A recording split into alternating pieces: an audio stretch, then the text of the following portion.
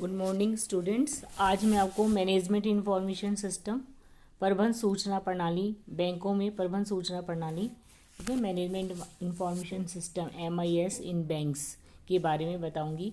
तो बैंकों में प्रबंध सूचना प्रणाली किस प्रकार कार्य करती है, उससे पहले मैं आपको बताना चाहूँगी कि प्रबंध सूचना प्रणाली होती क्या है। तो प्रबंध सूचना प्रणाली का अर्थ है कि ऐसी व्यवस्था से जिसके द्वारा संस्था के विभिन्न प्रबंधकीय स्तरों के लिए सही एवं पर्याप्त सूचनाएं उपलब्ध कराई जाती है। दूसरे शब्दों में प्रबंधक जो होते हैं, मैनेजर्स, जो कि किसी भी व्यवसाय को संचालित करते हैं, उनको सही सूचना सही मात्रा में और सही समय पर प्रस्तुत करने की जो व्यवस्था की जाती है उसको क्या बोलते हैं? प्रबंध सूचना प्रणाली कहते हैं।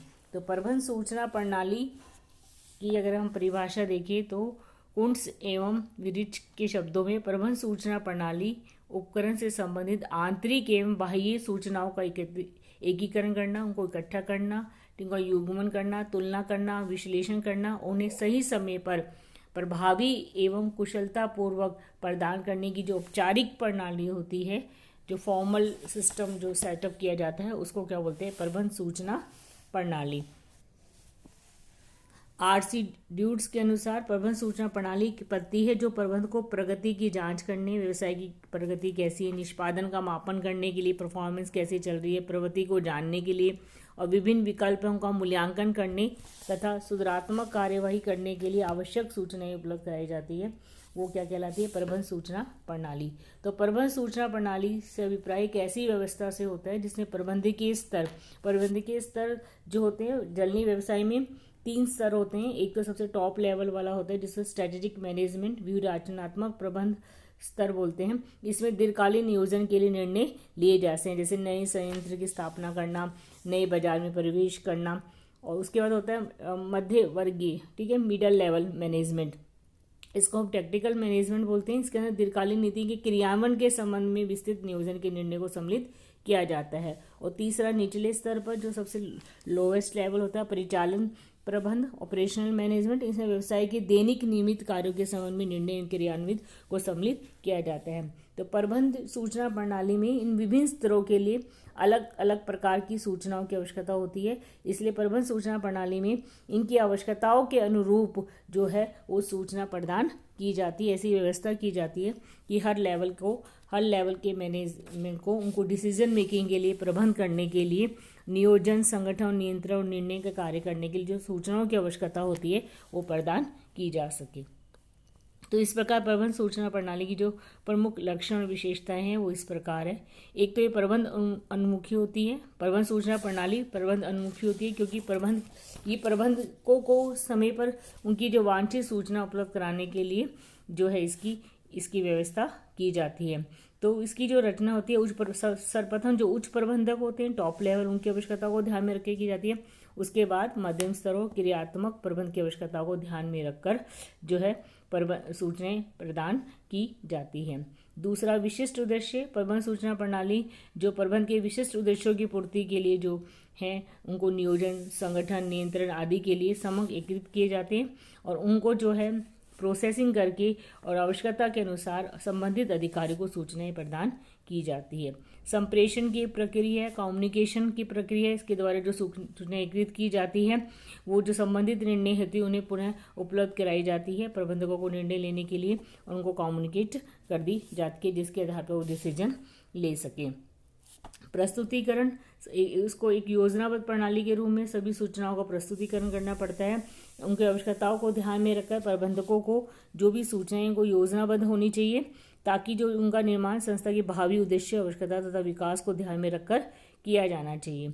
तो ये प्रस्तुतिकरण जो होता है वो जरूरी है। इसमें सभी इंटीग्रेटेड रूप से सभी सूचनाएं, हर विभाग के लिए जो सूचनाएं होती हैं उनको संयुक्त एवं समन्वित रूप से प्रस्तुत किया जाता है। तो प्रस्तुतिकरण जो है वो उसमें जो भी सूचना है वो उसको अनिश्चितता से दूर होना चाहिए। सूचनाओं का एकीकरण और प्रस्तुतिकरण, इन सूचनाओं को दस्तावेज या डॉक्यूमेंट्स के रूप में, प्रतिवेदन, रिपोर्ट्स के रूप में, स्टेटमेंट्स के रूप में प्रबंधकों के सामने प्रस्तुत किया जाता है। संगठित विधि है। प्रबंधकों को निर्णय लेने के लिए जो सूचनाएं चाहिए होती हैं उनको आवश्यकता होती है तो उन्हें समय पर सूचनाएं प्रदान करने के लिए और उनके कार्य को समझने के लिए, निष्पादित करने के लिए सूचनाएं आवश्यक होती हैं उनको उपलब्ध कराई जाती है और हर विभाग की सूचनाओं में समन्वय स्थापित करते हुए उनको प्रबंधकों को सूचनाएं प्रदान की जाती है। पर्याप्त नियोजन, प्रबंध सूचना प्रणाली जो योजनाबद्ध ढंग से निर्मित की जाती है और ये जो प्रबंधकों के जो उद्देश्य है, संस्था के उद्देश्य आवश्यकताएं हैं, प्रबंधकों को जिस पर्पस के लिए वो सूचना चाहिए, जैसे कि मैंने आपको बताया टॉप लेवल को स्ट्रेटेजिक डिसीजन लेने के लिए चाहिए, मध्यम वर्गीय को क्रियान्वयन के लिए चाहिए उनकी, और परिचालन जो प्रबंधक होता है सबसे नीचे स्तर के नियमित कार्यों के निर्णय और क्रियान्वयन के लिए सूचना चाहिए होती है, उनको सब उपलब्ध कराई जाती है। तो इस प्रकार जो इसकी कई उप प्रणालियाँ भी होती है, मतलब प्रबंध सूचना प्रणाली में हर कई उप प्रणाली से स्कंद नियंत्रण उप प्रणाली, श्रम नियंत्रण उप प्रणाली, विपणन उप प्रणाली, लेखाक्रम उप प्रणाली, नियोजन आदि हो सकती हैं, जिनकी हर विभागों में उप प्रणाली में जो ये सब सिस्टम्स हैं इनमें सूचनाएं प्राप्त की जाती है और फिर इनको एकत्रित करके एक सेंट्रल लेवल पे उनको एकत्रित किया जाता है और वहाँ से वो सूचनाएं जिस लेवल पे जहाँ जहाँ सूचना की आवश्यकता होती है वहाँ पर वो सूचनाएं उपलब्ध कराई जाती है। तो जो ये मैनेजमेंट जो है MIS प्रबंध सूचना प्रणाली है वो समग्र परिविध्यन मतलब डाटा प्रोसेसिंग से अलग होता है, क्योंकि जो प्रबंध सूचना प्रणाली अनैतिक कार्य होता है, मतलब ये कोई डेली का वर्क नहीं होता, जबकि समग्र डाटा जो होते हैं प्रोसेसिंग वो डेली वर्क में आता है। प्रबंध सूचना प्रणाली जो होती है,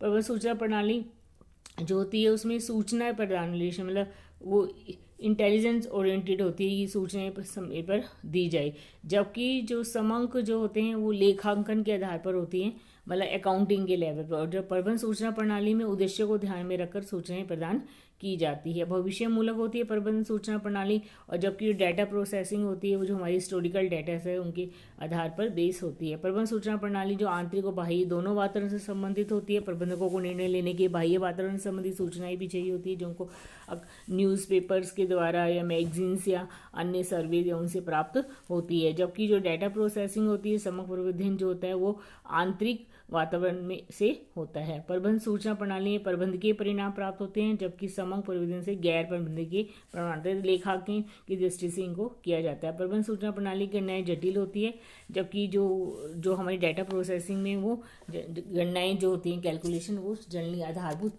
गणनाएं होती है। तो प्रबंध सूचना प्रणाली को किसी भी संस्था में लागू करने के लिए उसके अंतर्गत कंप्यूटर का होना जरूरी है, क्योंकि कंप्यूटर की सहायता से ही उन सूचनाओं को हम एकत्रित करके प्रोसेस करके उनको उपलब्ध कराते हैं। तो एक अच्छी प्रबंध सूचना प्रणाली के लिए कंप्यूटराइज्ड व्यवस्था होना जरूरी है। तो प्रबंध सूचना प्रणाली की जो आवश्यक अंग है वो 3 अंग है। एक तो ये जैसे मैंने आपको बताया कि प्रबंध सूचना प्रणाली प्रबंधकीय उपकरण है जो प्रबंधकों को उनके कार्य करने में नियंत्रण की एक विधि है।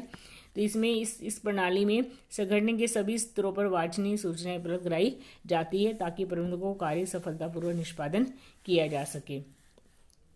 तो इस प्रणाली में जो होते हैं इसके जो मुख्य अंग है वो 3 है। एक तो प्रबंध के 3 स्तर प्रबंध स्तर होते हैं, ठीक है, जैसे मैंने आपको बताया प्रबंध के स्तर पे जो सूचनाएं उपलब्ध कराई जाती हैं इसमें 3 है, उच्च, मध्यम एवं निम्न। ठीक है, प्रत्येक स्तर पर चाहिए गई सूचना काफ़ी भिन्न होती है, क्योंकि प्रत्येक स्तर पर जो कार्य, उत्तरदायित्व, अधिकार और भूमिकाएं होती है उनमें भिन्नता होती है। उच्च प्रबंधकों का जो उपयोग सूचना का उपयोग है वो नियोजन, पूर्वानुमान और व्यूह रचना के लिए करते हैं, जबकि मध्यम वर्ग नियंत्रण कार्य के लिए और जो उच्च प्रबंधकों के द्वारा जो नीतियां बनाई जाती हैं उनके क्रियान्वयन के लिए करती हैं। और निम्न स्तर के जो होते हैं जो संचालकीय परिचालन क्रिया के निष्पादन हेतु उनको सूचना चाहिए होती है। दूसरा जो है इसका प्रबंध सूचना प्रणाली का मुख्य अंग है सूचनाएं। जो सूचनाएं का आशय जो संगठित, जो प्रोसेस्ड और विश्लेषित पैकेज जानकारी, तथ्य, आंकड़े हैं उनसे लिया जाता है। ये एक महत्वपूर्ण पार्ट होता है सूचना प्रणाली का। इसमें जो सूचनाएं, तथ्य, आंकड़े वो एज इट इज़ प्रोवाइड नहीं किए जाते, उनको प्रोसेसिंग करके और उनको ढंग से मतलब उनकी प्रोसेसिंग वगैरह करके और उनको एक निश्चित एक प्रारूप होता है जो जिस प्रारूप में मैनेजमेंट सूचना चाहते हैं उसमें उनको प्रदान किया जाता है। तो ये जितनी भी सूचनाएं हैं, विभिन्न आंकड़े, समाचार और जानकारी होती है, उनको विशेषण प्रक्रिया से गुजरने के बाद ही वो सूचनाएं बन पाती है। अदरवाइज वो आंकड़े ही होते हैं। जब आंकड़े को एक निश्चित निर्धारित प्रारूप में और प्रतिवेदन के रूप में प्रस्तुत किया जाता है उसको क्या बोलते हैं, सूचनाएं।